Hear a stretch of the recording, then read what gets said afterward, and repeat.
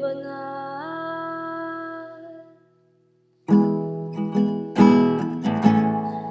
sarili ka bang bayan? Dahil ako'y nalulumbay.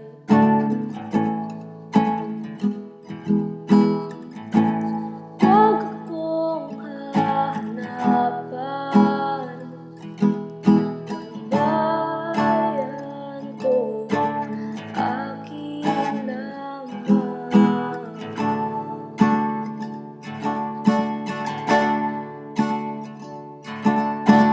Alam na halik sa labi kasali mula sa dibdib ng nagising.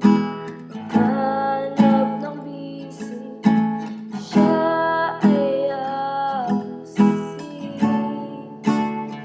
at napapangiti ang napapangiti.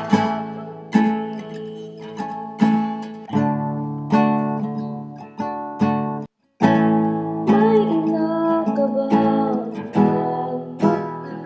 Dahil ako'y nalulumbay.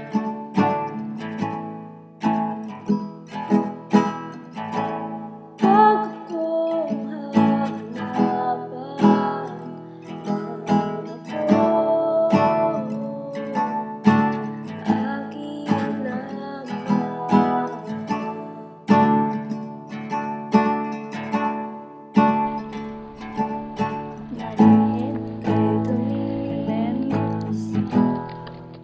Ikaw talagang natulong sa ospital na ito, Frances. Oo nga, pero ang iyong buhay sa labas nito, wala na. Hindi ba mahirap? Ang mga binatang kaedad mo, kailangang napapalibutan ng kasiyahan at kaligayahan. Ngunit, andito ka lang sa ospital kung saan ikay nakaramdam lamang dati ng hirap at sakit. Mahal ka namin at gusto namin na masaya ka. Aba, sino naman nagsabing hindi ako masaya sa ospital na ito? Nang dumating ako sa ospital na ito, ako'y nakaramdam ng tinding sakit. Ngunit dito rin ako nakaramdam ng tunay na kasiyahan. Nalaman ko na hindi ako matatalo ng buhay at lagi akong babangon sa aking hirap. Dahil sa hospital na ito, ako'y muling nangarap sa magandang kinabukasan.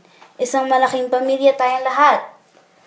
Mabuti naman, nakapalang sinulat mo sa liham.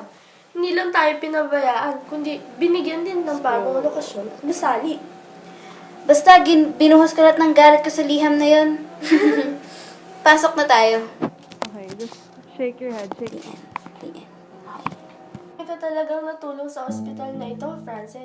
Oo nga, pero ang iyong buhay sa labas nito, wala na. Hindi ba mahirap? Ang mga binatang kaedad mo, kailangang napapalibutan ng kasiyahan at kaligayahan. Ngunit, andito ka lang sa ospital kung saan ikay nakaramdam lamang dati ng hirap at sakit. Mahal ka namin at gusto namin na masaya ka. Aba, sino naman nagsabing hindi ako masaya sa ospital na ito? Nang dumating ako sa ospital na ito, ako'y nakaramdam ng tinding sakit. Ngunit dito rin ako nakaramdam ng tunay na kasiyahan. Nalaman ko na hindi ako matatalo ng buhay at lagi akong babangon sa aking hirap. Dahil sa hospital na ito, ako'y muling nangarap sa magandang kinabukasan. Isang malaking pamilya tayong lahat. Mabuti naman, nakapalang sinulat mo sa liham. Hindi lang tayo pinabayaan, kundi binigyan din ng bagong lokasyon at gusali. Basta binuhos ko lahat ng galit ko sa liham na yon. Pasok na tayo.